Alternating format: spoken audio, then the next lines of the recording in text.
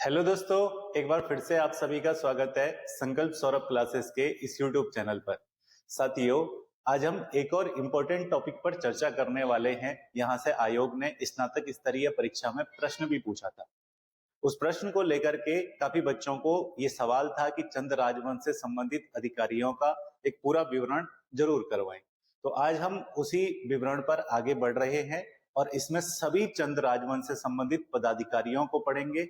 साथ ही आपको इस वीडियो में प्रीवियस ईयर में जो एमसीक्यूज आए हैं उन्हें भी समझने का मौका मिलेगा। तो चलिए शुरू करते हैं। चंद राजवंश के समय के प्रमुख अधिकारी यानी चंद राजाओं के समय कौन क्या थे। सबसे पहले अगर हम यहाँ बात करें तो हमारे पास सिमल्टिया पांडे जो सर्वप्रथम पद लिखा गया है, ये चंद राजाओं के समय पर चंद राजाओं के गुरु थे और आगे चल करके कुछ लोग रसोई बनाने में भी नियुक्त हुए। तो यदि आपसे पूछता है कि राजगुरु कौन थे, तो राजाओं के गुरु थे सिमल्टिया पांडे, जो आगे चल करके कुछ लोग रसोई बनाने में यानी खाना बनाने में भी नियुक्त किए गए। इसके अलावा एक पद था यहाँ पर रसियारा का। रसियारा कहा जाता था दोस्तों, जो युद्ध मैदान में जब सेना जाती थी तो सेना के शिविर में जो व्यक्ति रसोई बनाता था उसको रसियारा कहा जाता था। यानी युद्ध में शिविर में रसोई बनाने वाला व्यक्ति रसियारा कहलाता था। इसके अतिरिक्त हमारे पास पाठक का पद है। पाठक इस पद वाले 3 किस्म के ब्राह्मण होते थे, किंतु कार्य सबका एक ही होता था। जैसे आपको ध्यान रखना है कि ये लोग देवताओं के मंदिरों में पाठ करते थे। इसके अतिरिक्त अगर हम आगे बढ़े तो हमारे पास पाटनी, ये ब्राह्मण चंद राजाओं के राजदूत यानी एलची का काम करते थे। पाटनी जो लोग होते थे ये ब्राह्मणों की जाति थी और पाटनी लोग जो है वो राजदूत का काम करते थे। एलची जो है एक तुर्की भाषा का शब्द है जिसका मतलब है संदेशवाहक या खुफिया संदेशवाहक आप कह सकते हो। तो उस प्रकार के पद होते थे पाटनी ब्राह्मणों के। अगर हम यहाँ पर अगला पद देखें तो बिष्ट जाति का प्रभाव चंद्रवंश में काफी देखा गया है, वो आपको आगे आगे इसमें पढ़ने को मिलेगा। विशिष्ट या बिष्ट जो यहाँ पर जाति है, राजा सोमचंद ने जब कुमाऊं राज्य स्थापित किया तो जंगी व मुल्की छोटे कर्मचारियों के ऊपर जो बड़ा अफसर होता था वह विशिष्ट या बिष्ट कहलाता था। यानी जब सोमचंद कुमाऊं के अंतर्गत आता है तो सोमचंद के द्वारा जो राज्य के छोटे कर्मचारी थे, छोटे कर्मचारियों को क्या कहा जाता था? जंगी या मुल्की कहा जाता था। इन जंगी या मुल्की की निगरानी जो करता था उस व्यक्ति को कहा गया यहाँ पर विशिष्ट या बिष्ट। ये आप इसमें ध्यान रखेंगे। इसके अतिरिक्त बिष्टों में आप एक पद ध्यान रखेंगे, डडिया बिष्ट। डडिया बिष्ट क्या थे? इनको दैसिक शासन में ज्यादा अधिकार थे, यानी राजा के शासन में इनको ज्यादा अधिकार थे। ये दंड देने यानी जुर्माना लेने वाले बिष्ट कहे जाते थे। जिसका अपभ्रंश डंडिया या डडिया हो गया है। तो अगर आपसे पूछेगा डडिया बिष्ट क्या है, तो डडिया बिष्ट वो लोग चंद राजाओं के समय पर जो जुर्माना लेने का अधिकार रखते थे उनको डडिया बिष्ट कहा जाता था। इसके अतिरिक्त सोंजियाल बिष्ट भी हमारे पास यहाँ पर एक पद होता था। ये सेना के ज्यादा अधिकार रखते थे और इसलिए इनको सेंजियाल उर्फ सेंजियाल बिष्ट कहा गया है, जिनके पास सेना के विशिष्ट अधिकार होते थे। इसके अतिरिक्त हमारे पास बिष्टालिया उर्फ बिष्ट है। बिष्टालिया या बिष्ट किसको कहा जाता था? तो बिष्ट अफसरों के नीचे जो छोटे कर्मचारी होते थे वो बिष्टवालिया उर्फ बिष्ट कहे जाते थे। ये आप इसके अंतर्गत ध्यान रख सकते हैं। इसके अलावा बिष्टलिया हमारे पास एक और प्रकार के कर्मचारी हैं। ये एक अन्य प्रकार के बिष्ट थे जो दैनिक और सैनिक पंचायत में लेखक का कार्य करते थे। तो यदि आपसे पूछ लिया जाएगा सैनिक पंचायत में, सेना से संबंधित पंचायत में या दैनिक कार्यों से संबंधित पंचायत में लेखक का कार्य किसके द्वारा किया जाता था, तो वो बिष्टलिया लोगों के द्वारा किया जाता था। इसके अतिरिक्त अगर हम आगे बढ़े तो यहाँ पर बिष्ट जो एक शब्द दिया गया है उससे संबंधित विवरण में लिखा गया है कि चंद राज्य के आखिरी शासन काल में राजाओं ने पुराने खस राजपूतों को भी बिष्ट का पद दे दिया था। जो खस राजपूत राजा थे जिन्होंने कुमाऊं में 200 वर्षों तक शासन किया, उन खसों को भी यहाँ पर अंत में चल करके जो है वो बिष्ट का पद दे दिया गया था। यहाँ तक कि जो खस राजपूत थे उनको वजीर और बख्शी का भी पद दिया गया था। तो जिस गांव का खस राजपूत बिष्ट अफसर बना तो उस गांव के सभी लोग जो है बिष्ट स्वयं को कहने लगते थे। तो एक प्रकार से ये भी आप इसके अंदर ध्यान रख सकते हैं। इसके अलावा नेगी का एक पद हमारे पास चंद राजवंश में देखने को मिलता है। चंद राजा जिसको नेग यानी स्थिर कर वसूलने का अधिकार देते थे, जिस व्यक्ति को नेग कर वसूलने का, नेग दस्तूर वसूलने का अधिकार होता था, वो नेगी कहलाता था। फिर वो चाहे ब्राह्मण हो, राजपूत हो या खस राजपूत हो, कोई भी हो, वो आपका यहाँ पर नेगी कहलाएगा। इसके अतिरिक्त हमारे पास एक पद है बहादुर नेगी का। बहादुर नेगी कौन था? तो चंद राजाओं के समय कोई बहादुरी का काम अगर करता था तो वो बहादुर नेगी कहलाता था, और खालसा गांव में कुछ दस्तूर भी उसको मिलता था, यानी वीरता के लिए उसको कुछ दस्तूर भी दिया जाता था। तो कोई अगर बहादुरी का कार्य करे तो वो बहादुर नेगी कहलाता था। रंतगली, ये चंद राजाओं के समय रंतगली लोग राज दरबार में लेखक के पद पर थे। अधिकारी रंतगली वंश में जिसको राजा ने तराई शासन अधिकार दिया, वह अधिकारी कहलाता था। तो रंतगली और अधिकारी दो अलग अलग चीजें हैं। रंतगली के बारे में आप ध्यान रखेंगे कि जो लोग चंद राजवंश के अंतर्गत लेखक का कार्य करते थे वो रंतगली कहलाते थे। अधिकारी का तात्पर्य यहाँ पर रंतगली वंश में जिसको राजा तराई भवर में शासन करने का अधिकार देते थे, वो अधिकारी कहलाता था। यानी रंतगली लोगों में ही तराई में शासन करने वाले लोग अधिकारी कहलाए, और रंतगली चंद राजाओं के दरबार के लेखक थे। इसके अतिरिक्त अगर हम आगे देखें तो अधिकारी का पद चंद राजाओं के समय रंतगली लोग राज दरबार में लेखक के पद पर भी आए। इसके अलावा पतड़िया कौन होता था? पतड़िया होता था पतरा या पातड़ा, जो पंचांग होता है उसकी तिथि पत्र हर रोज राजा को सुनाने वाला जो व्यक्ति होता था उसको पतड़िया कहा जाता था। डागी जोशी कौन होते थे? तो डागी जोशी ये दरबार में रात को जागते रहते थे और राजा के समय पूछने पर समय बताते थे। ये आपको ध्यान रखना है। डागी जोशी लोग रात में दरबार में जागते रहते थे और राजा जिस भी पहर में समय पूछता था उस पहर का समय इनके द्वारा बताया जाता था। इसके अलावा घड़ियाली हमारे पास यहाँ पर एक पद था जो डागी जोशी का सहायक होता था। डागी जोशी का कार्य था राजा को समय बताना, और घड़ियाली जो है वो उसका सहायक होता था, जो घड़ी पूरी होने पर घड़ियाल यानी घंटा बजाता था, और यह भी डागी जोशी की तरह ज्योतिष पड़ा हुआ होता था। डागी जोशी की जगह भी काम करता था। तो आपको घड़ियाली बोलेगा तो इसके अंतर्गत आपको ध्यान रखना है, जो प्रत्येक घड़ी पूरी होने पर यानी प्रत्येक घंटे में घड़ियाल बजाता था, उस व्यक्ति को कहा जाता है घड़ियाली चंद राजवंश के अंतर्गत। यदि अगर हम आगे बात करें तो हमारे पास एक पद हरिबोला का भी है। हरिबोला पद भी एक इंपॉर्टेंट पद है। आप ध्यान रखेंगे कि चंद राजाओं के दरबार में जो हरिबोल हरिबोल कहकर दरबार को जगाने का कार्य करता था वो हरिबोला कहलाता था। अब भी इसी नाम से कहे जाते हैं, और पंडित गंगादत्त उप्रेती जी इनको दक्षिण का उपाध्याय ब्राह्मण बताते हैं। तो एक इंपॉर्टेंट पॉइंट है, आप ध्यान रख सकते हैं। यहाँ पर हो सकता है आपके पास पेपर के अंदर पूछा जाए कि जो हरिबोला था उसको पंडित गंगादत्त उप्रेती जी ने कौन सी जाति का ब्राह्मण बताया है, तो उनको उपाध्याय ब्राह्मण बताया है। ये आप इसके अंतर्गत ध्यान रख सकते हैं। ये हरिबोल हरिबोल कहकर दरबार को जगाते थे। यदि अगर हम आगे बढ़े तो हमारे पास गंगा विष्णु नामक एक अधिकारी का वर्णन मिलता है। ये भी एक इंपॉर्टेंट अधिकारी है भाई। तो राजाओं के उठने से पहले जो दरबार के चारों ओर गंगा विष्णु कहता तथा गंगा स्रोत पड़ता था, वो गंगा विष्णु कहलाता था भाई। तो राज दरबार में सुबह के समय पर जो गंगा स्रोत पड़ता था अधिकारी, वो गंगा विष्णु कहलाता था। खोकिया एक प्रमुख अधिकारी चंद राजवंश में था। खोकिया कौन था?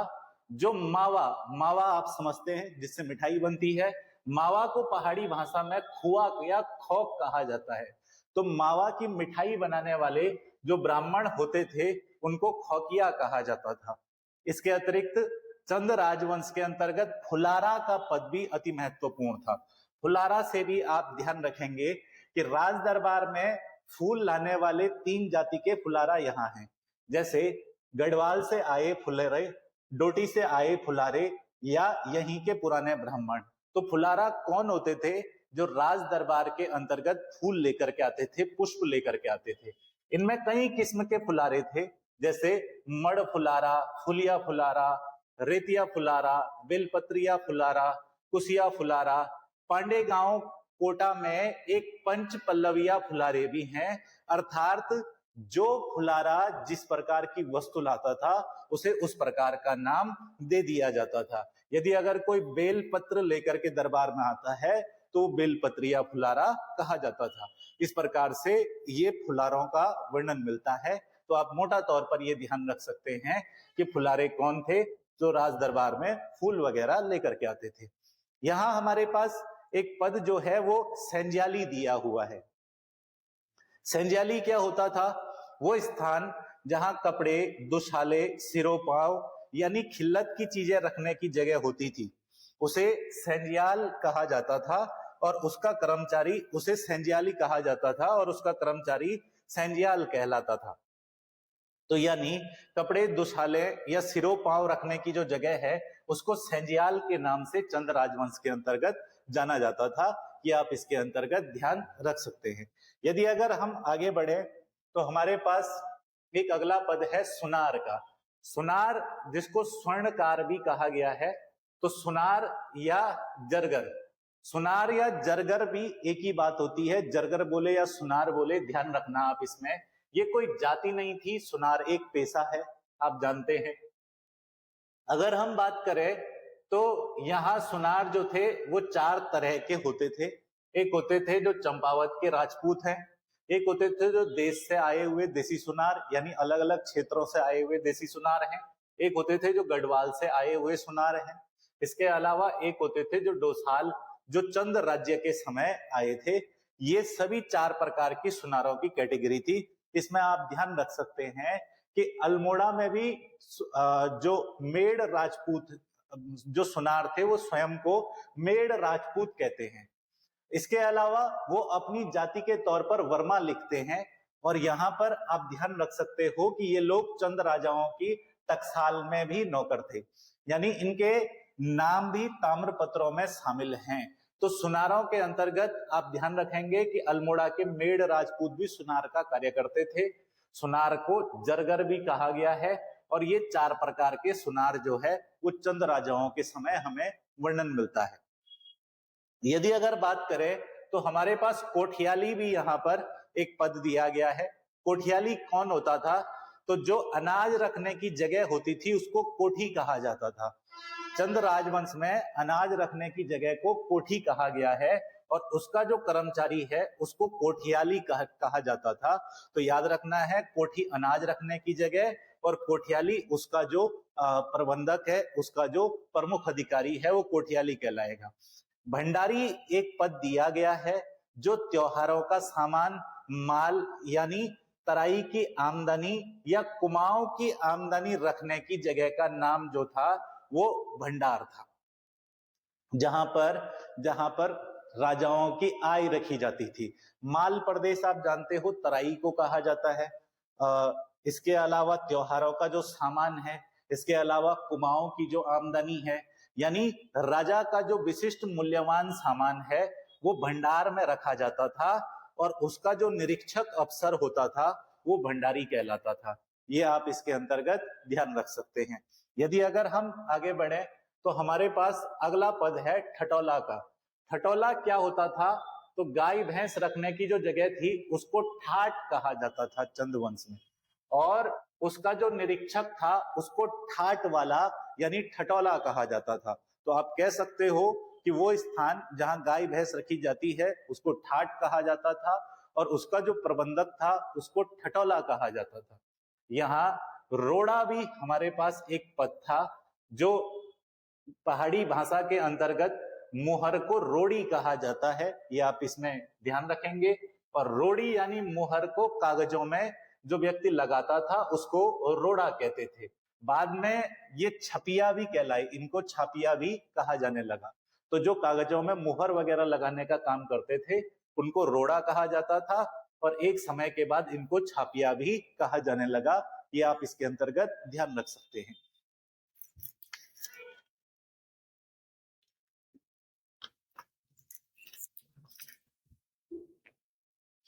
इसके अतिरिक्त हमारे पास एक पद है बलगौनिया का।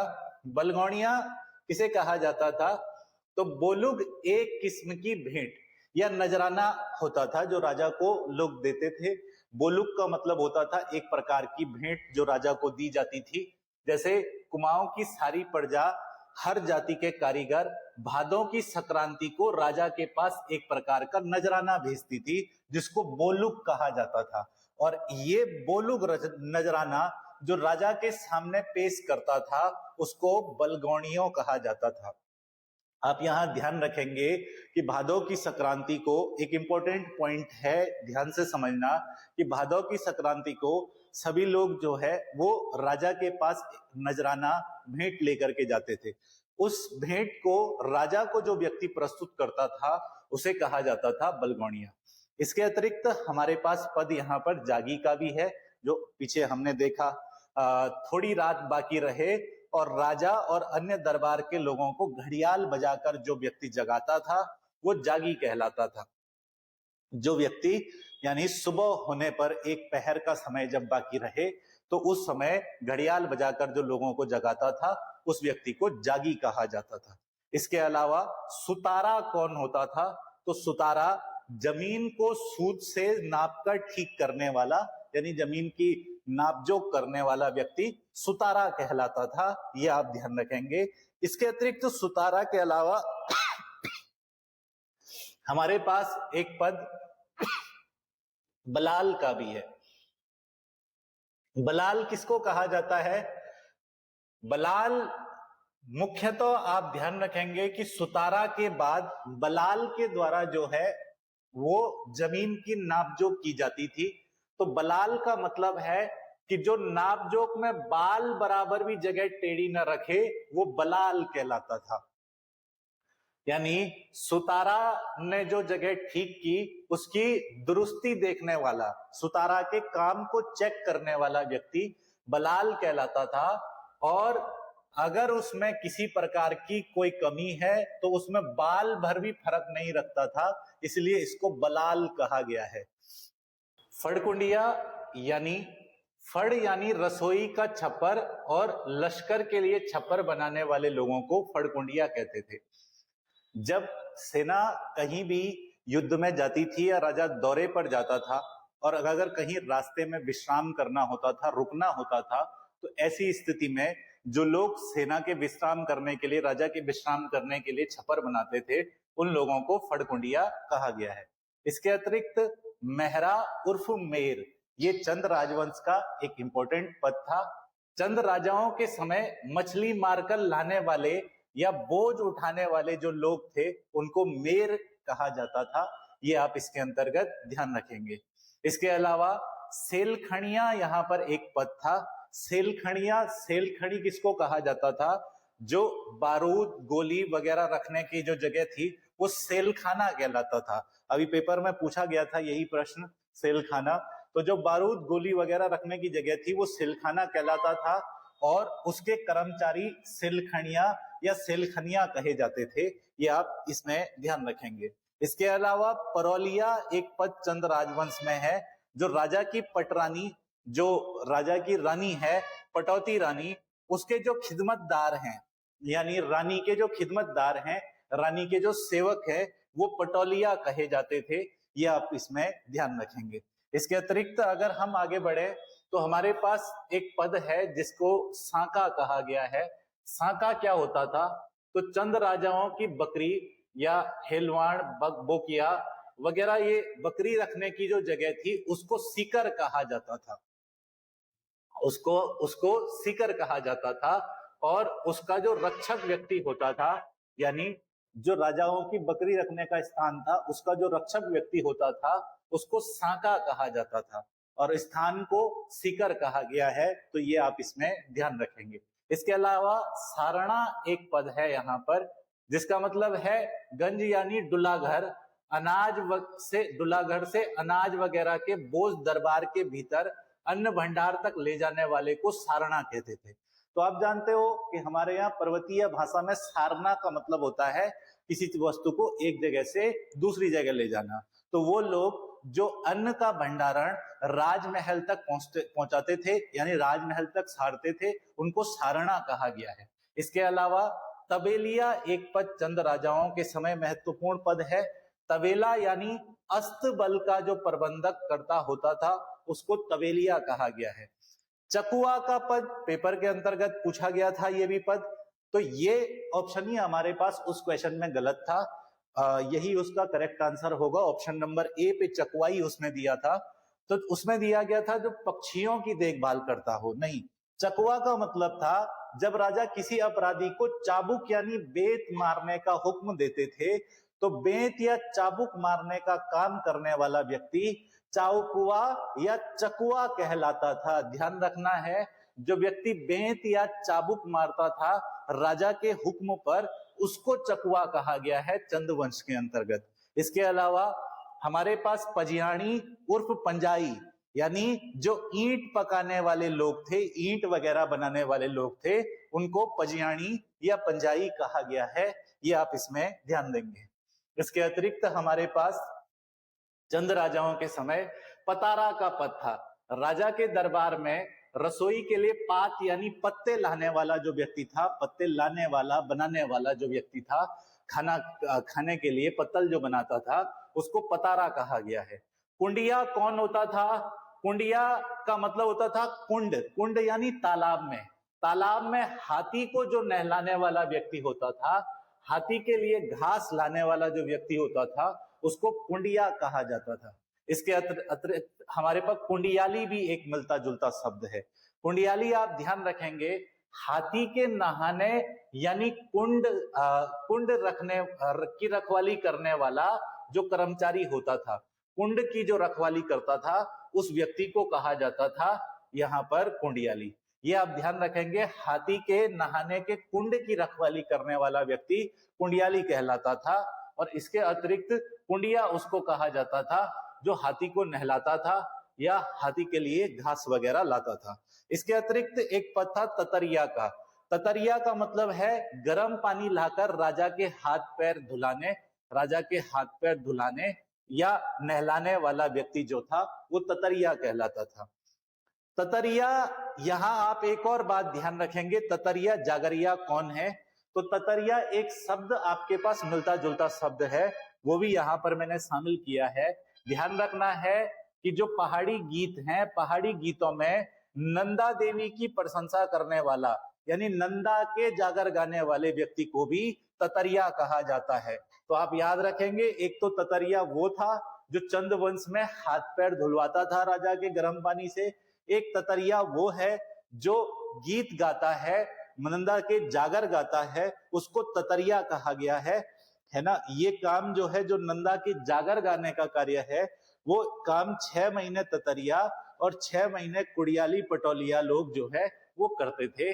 तो इसके अंदर आप ये भी ध्यान रख सकते हैं। यहाँ पर अगर हम आगे बढ़े तो हमारे पास एक पद है कंडी वालों। कंडी वालों कौन है? तो राजा के खाना खाने वो सोने, वो चांदी के बर्तन कंडी यानी पिटारे में धरे जाते थे। राजा जिन बर्तनों में खाना खाता था वो सोने चांदी के बर्तन कंडी में धरे जाते थे। कंडी आप जानते होंगे, पर्वतीय क्षेत्र में घास वास ले जाते हैं उस पर। तो उनको जो है ठाऊ या रसोई की जगह में जहां राजा खाना खाते थे, जो हमेशा ले जाकर रखता था, वो कंडी वाला कहा जाता था। यानी राजा के जो भोजन के बर्तन हैं उसको राजा के खाना खाने के स्थान पर या रसोई में ले जाकर रखने वाला व्यक्ति कंडी वाला कहलाता था। इसके अतिरिक्त एक ये पद आपके पास पेपर में पूछा गया था, कमठना क्या था? कमठना यानी काठ यानी लकड़ी जहां जमा रहती थी, उसका निरीक्षक कमठना कहलाता था। इसके अतिरिक्त पैनो वालों क्या था? पैनो वालों का मतलब है पान, सुपारी, इत्र, इलायची का जिम्मेदार, यानी एक किस्म का जो पनवाड़ी होता था उसको पैनो वालों कहा जाता था। इसके अतिरिक्त बमण जई एक पद है। राजा का जब कहीं दौरा होता था तो गुरु पुरोहित संध्या पूजा के लिए जो बर्तन और देवता ले जाता था साथ साथ में दौरे पर, उस व्यक्ति को बमण जई कहा जाता था। मुझे उम्मीद है ये आपको समझ आ रहे होंगे। इसके अतिरिक्त है चलसिया। चलसिया का मतलब है जैसे राजा का कोई जानवर अगर मर गया तो उसका चरसा या चर्बी जो व्यक्ति अपने पास रखता था, जैसे कोई जानवर मर गया उसकी चर्बी अपने पास रखता था और किसी को जरूरत पड़े तो उसको जरूरत पड़ने पर यह देता था, उस व्यक्ति को कहा जाता था चलसिया या चरसिया। यह आप इसमें ध्यान रख सकते हैं। इसके अतिरिक्त हमारे पास धतिया उर्फ ढरोजी का पद है। जब राजा का हुक्म किसी आदमी को कचहरी में हाजिर करने का होता था, यानी राजा जब किसी को आदेश देता था कचहरी में हाजिर करने का, न्यायालय में उपस्थित करने का, तो जो व्यक्ति धात यानी आवाज लगाकर बुलाता था उसको कहा जाता था या ढरोजी। ये आप यहाँ ध्यान रखेंगे। यानी कचहरी में आवाज लगाकर बुलाने वाला जो व्यक्ति था वो धतिया या ढरोजी कहलाता था। चौकन्नी कौन होता था? चौकन्नी होता था जो राजमहल में नौबत बजाता था। नौबत आप जानते हो कि एक पहर में बजती है, रात्रि के अंतिम पहर में बजाई जाती है जब सुबह होने वाली होती है। तो सुबह शाम चौकन्ना यानी खबरदार करने वाला जो व्यक्ति होता था उसको चौकन्नी कहा जाता था। चंद राजवंश में चौकन्नी का कार्य बोहरा जाति के लोग करते थे, ये आप इसमें ध्यान रख सकते हैं। इसके अलावा बुलेल एक पद था, यानी दरबार के भीतरी चाकरों का अफसर जो होता था, जो दरबार के अंदर जो है कर्मचारी होते थे उनका जो अफसर होता था उसको बुलेल कहा जाता था। ये सब खिदमतदारों से काम लेता था, यानी ये सारे सेवकों से काम लेता था। तो बुतेल उर्फ बुलेल के पद से इसको पुकारा जाता था।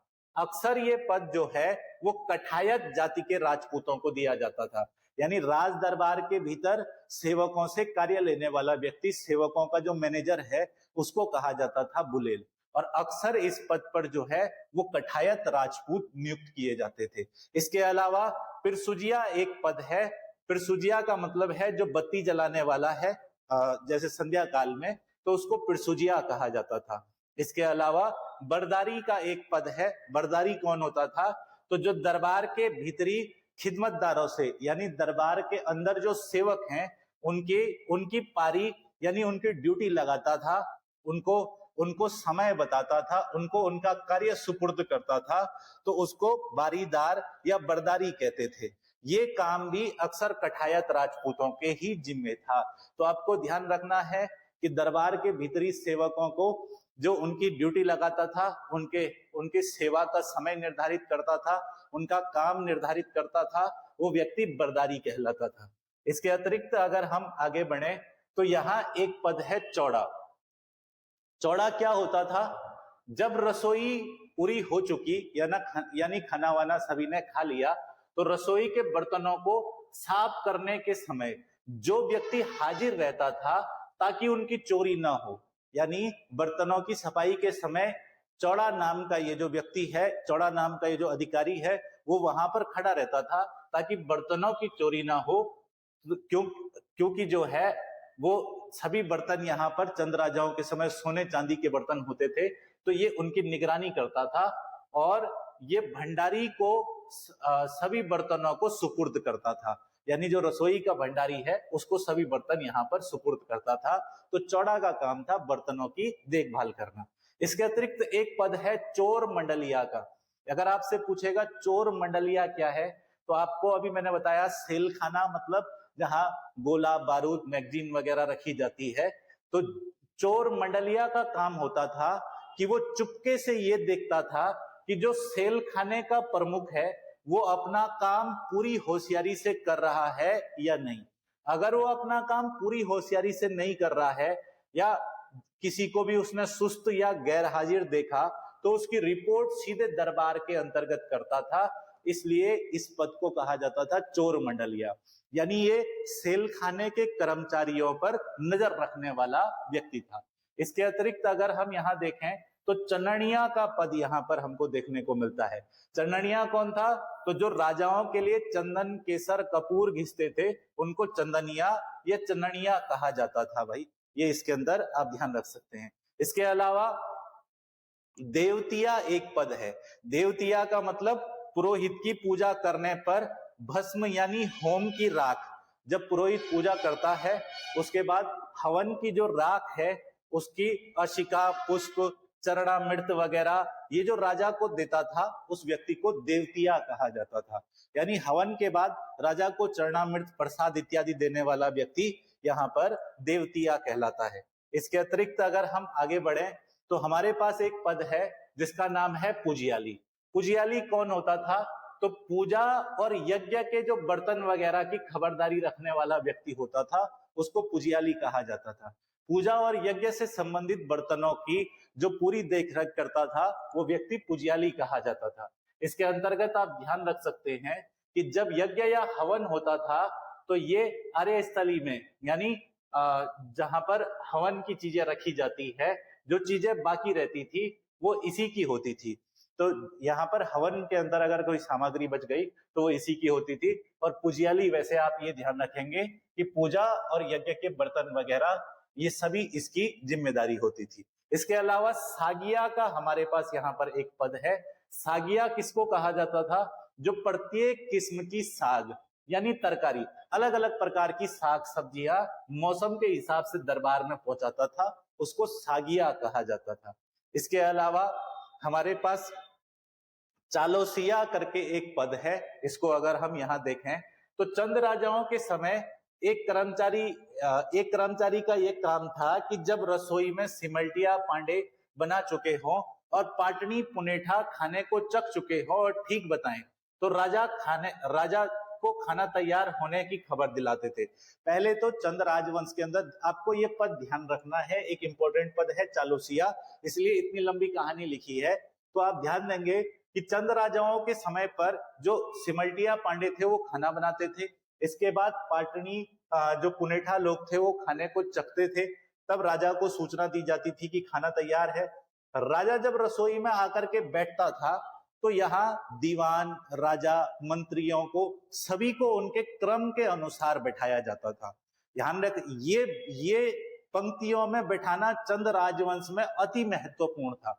और ये पंक्ति में बैठाना यानी हायरार्की के हिसाब से बैठाना, राजा, पुरोहित, दीवान, ये सभी चीजों, सभी लोगों को, सभी अफसरों को उनके पद के अनुसार क्रम में बैठाने वाला व्यक्ति ये चालोसिया कहलाता था। इस काम में अगर गलती हो जाती तो चंद राजवंश में इसकी कठोर सजा मिलती थी। यहाँ तक कि काफी बार देखा गया है कि अगर चालोसिया कोई मतलब किसी प्रकार की गलती कर देता तो उसको सख्त सजा मिलती थी, कई बार आंखें निकाल दी जाती थी। चंद राजवंश में वैसे भी किसी भी अपराध में सीधे राजा आंखें निकाल देते थे, ये हमने काफी बार पढ़ा है। अगर हम यहाँ पर बात करेंगे तो हमारे पास एक पद है मटियाणी का। मटियाणी का मतलब जो राज दरबार में लीपने पोतने के लिए मिट्टी लाने वाला जो व्यक्ति होता था उसको कहा जाता था मटियाणी। तो मिट्टी के घरों में लिपाई के लिए जो मिट्टी लाता था उसको मटियाणी कहा जाता था। इसके अलावा डंगरा उर्फ डंडरा, ये एक पद होता था जो चंद राजाओं के समय का एक दस्तूर था कि जब कोई तराई भाबर में बरसात के बाद जाए तो गाय, बैल, भैंस इत्यादि डंगर घास दबाने के लिए भेजे जाते थे, जिससे घास दब जाती थी तब राजा की सवारी जाती थी। यानी राजा के तराई में जाने से पहले डंगरा या डंडरा का काम होता था, डंगरा या डंडरा का काम होता था कि वो वहां पर बहुत सारे गाय, भैंस वगैरह भेजे जिससे तराई की घास दब जाए और राजा को जाने में सहूलियत हो। तो इस काम को अक्सर चकना हरनवाल लोग जो थे वो इस कार्य को करते थे और बतौर जो है सफरमैन पलटन इनकी होती थी। इस काम को करने वाला व्यक्ति डंगरा कहलाता था। तो आप इसमें ध्यान रख सकते हैं। इसके अतिरिक्त हमारे पास बाड़िया का पद है, यानी राजाओं के समय बगीचों का जो प्रबंधन करता होता था उसको बाड़िया कहा जाता था।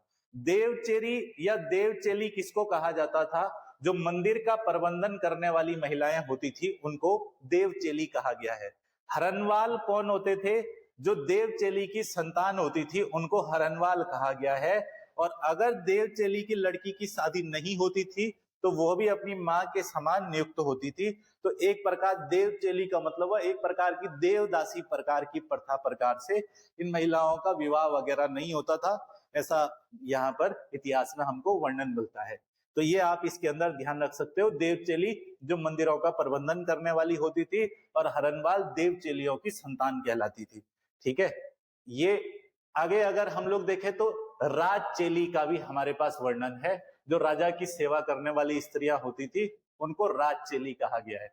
या सेवक उर्फ श्योक की राजचेली, अगर हम लोग पूछे कि सेवक या श्योक की राजचेली क्या होती थी, तो जब राजा कहीं दौरा करते थे तो लश्कर के साथ जो चेलियां राज सेवा को चलती थी उन्हें इस नाम से पुकारा जाता था, सेवक या श्योक की राजचेली।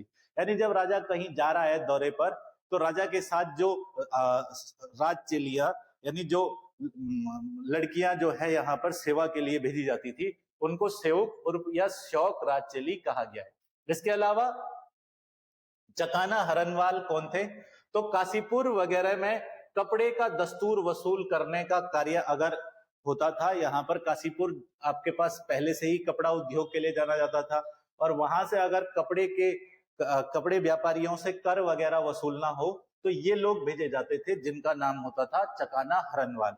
ये काशीपुर में कपड़ा व्यापारियों से दस्तूर वसूलने के लिए भेजे जाते थे, और अच्छी तरीके से अगर वसूल ना हो तो ये लोग बेइज्जती करके आसानी से रकम वसूल करके ले आते थे। तो ये अपने काम में बड़े एक्सपर्ट थे, यहाँ पर रकम वगैरह वसूल लेते थे व्यापारियों से।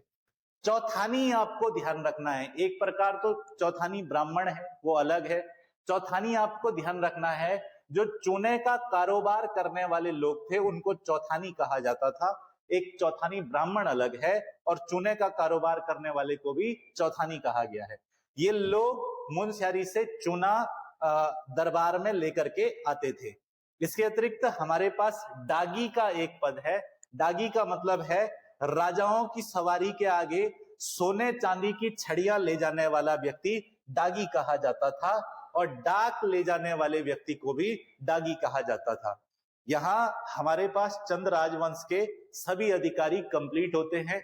मुझे उम्मीद है कि आपको ये वीडियो पसंद आई होगी। इसी के साथ चैनल को सब्सक्राइब जरूर करें, वीडियो को लाइक करें, अपने सभी साथियों के साथ इसे जरूर शेयर करें। धन्यवाद।